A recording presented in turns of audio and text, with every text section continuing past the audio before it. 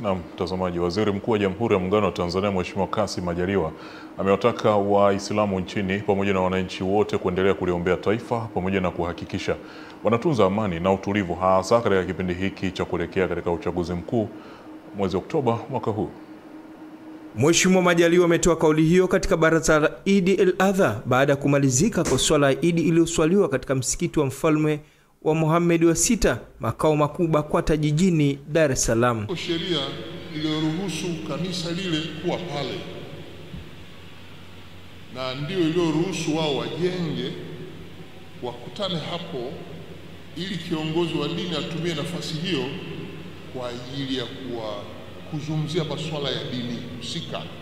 Haya yote yanalindwa na sheria. Hata sisi kuja hapa na mashehe kuja hapa ni kwa sababu sheria inawaruhusu kufanya hivyo.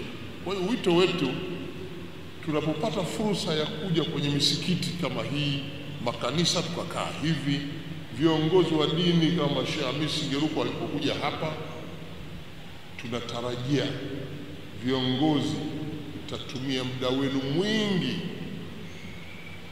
ule uliotengwa kwa ajili ya ibada hiyo kuzungumzia dini na sio vinginevyo. Aidha, Mheshimiwa Majaliwa amewataka viongozi wa dini kuhakikisha wanatumia majukwaa ya nyumba za ibada kuhubiri na kutoa mafundisho ya Mwenyezi Mungu au mafundisho yenye kuleta umoja, upendo na mshikamano na sio kufarakanisha.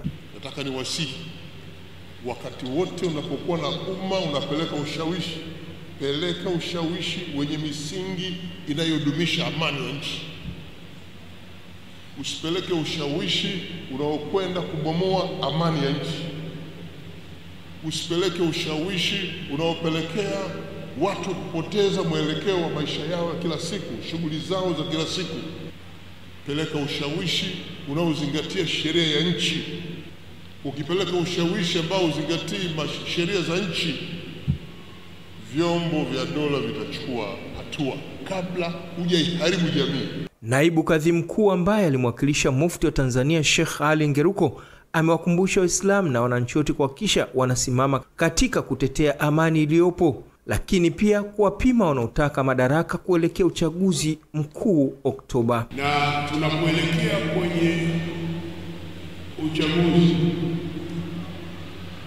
tuwachague watu ambao afya zao za akili ziko kiwango cha juu, kiwango kinachoridhisha. Kwa siku za hivi karibuni tumeshuhudia baadhi ya vitendo ambavyo sio katika maadili yetu ya Tanzania, ambapo baadhi ya watu wamekuwa wakitoa kauli mbaya na kuwakashifu watu wengine kwenye mitandao, wakiwemo viongozi. Hali hii sio nzuri na haiwezi kuvumilika, kwani ina madhara makubwa na yanaweza kusababisha ukosefu wa amani katika nchi yetu. Hamisi Suleiman, Channel 10, Dar es Salaam. Sheikh Mkuu wa